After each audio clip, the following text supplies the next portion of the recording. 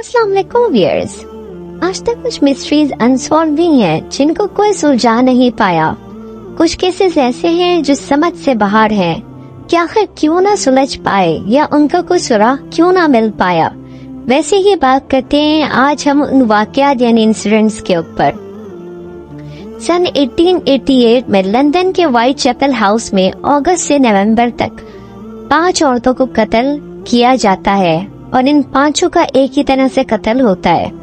Police पूरी कोशिश करती है पता लगाने की मगर नाकाम रहती है। फिर अचानक से एक लेटर सामने आता है। लेटर वाले ने लिखा था कि मैं ही असली कातिल हूँ और इसने अपना नाम लिखा था जैक द रिपल। बहुत से लोग कहते हैं वो लेटर फेक था मगर ये मिस्ट्री आज तक सॉल्व नहीं हो पाई। नंबर 2 पर है श्राउड ऑफ ट्यूरिन। ये एक ऐतिहासिक कपड़ा है जो कि सेंट जॉन के बैप्टिस्ट चर्च में रखा हुआ है। इस कपड़े पर एक आदमी की छवि बनी हुई है। लोग कहते हैं कि हज़रत ईसा की है। नंबर 3 पर बात करते हैं यूएफओ को नजर आना। 1500 सेंचुरी में जी हाँ, एक पेंटिंग मिली लोगों को जो इस बात की निशानदेही करती है। ये पेंटिंग 1500 सेंचुरी में बनाई गई कि यूएफओ का जिक्र उस जमाने भी होता था, मतलब कि वो लोग भी एलियंस की लाइफ को मानते थे। एक पेंटिंग जिसमें ये मूवमेंट को कैप्चर किया है वो डोमेनिको की पेंटिंग है जो कि उसने बनाई थी।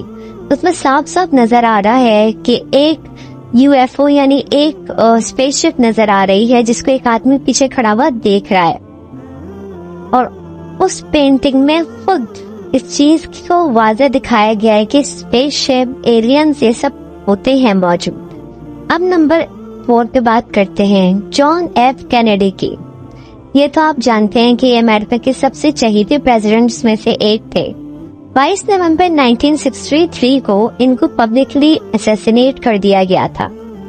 देहारवो को इनका कातिल माना जाता है मगर लोग इसको असल कातिल नहीं मानते क्योंकि वो उस टाइम उनसे काफी दूर था। मगर उस टाइम एक औरत इस इंसिडेंट की पिक्चर्स लेते हुए नजर आई। हैरानकुन बात ये थी कि जब ये इंसिडेंट हुआ सब अपनी जान बचाने में मसरूफ थे मगर ये औरत सुकून के साथ तमाम पिक्चर्स लेती रही और उसके बाद FBI ने बहुत ढूंढने की कोशिश की, उस औरत का सुराग नहीं मिला।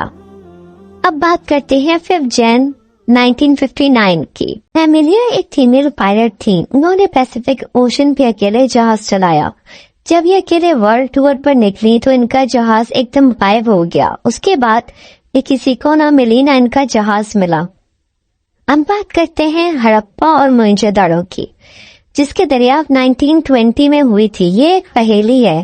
कहते हैं कि ये लोग मॉडर्न लोगों के से भी ज्यादा एडवांस थे और एक अच्छी जिंदगी गुजार रहे थे। नहाने के लिए बड़े हरम और पक्की ईंटों के मकान बनाए हुए थे। लेकिन ये सवाल कि कैसे ये इलाका अचानक से गायब हो गया ये सबके लिए एक पहेली बन गई क्योंकि ये लोग एकदम से गायब हो गए सबके सब। उसके बाद करते हैं रोंगरांगो स्क्रिप्ट की। ये एक लैंग्वेज है। ये 19th सेंचुरी में ईस्टर आइलैंड में डिस्कवर हुई। अगर इस लैंग्वेज इस जबान को कोई भी नहीं समझ पाया। सब जानना चाहते हैं कि आखिर ये कौन सी जबान थी और ये क्या बातें लिखी हुई हैं मगर ये जबान आज तक किसी के समझ में नहीं आई और इसमें 120 सिंबल्स हैं जो कि आपको बहुत सारी माजी की चीजें बता सकते हैं। नंबर 8 पर हम बात करते हैं स्टोनहेंज की।